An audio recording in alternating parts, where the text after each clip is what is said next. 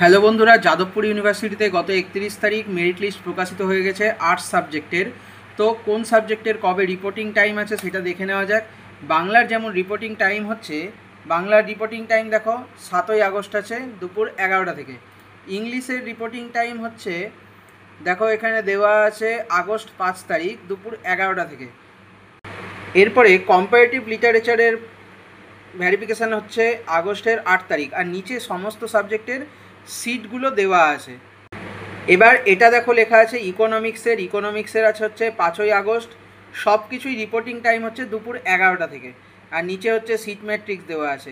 তো তোমরা এই সমস্ত কিছু পাবে কোথায় থেকে? দেখো এই ওয়েবসাইটে তোমাদেরকে আসতে হবে, Jadavpur university .in, notification admission to BA honours, এই ওয়েবসাইটে তোমাদেরকে আসতে হবে।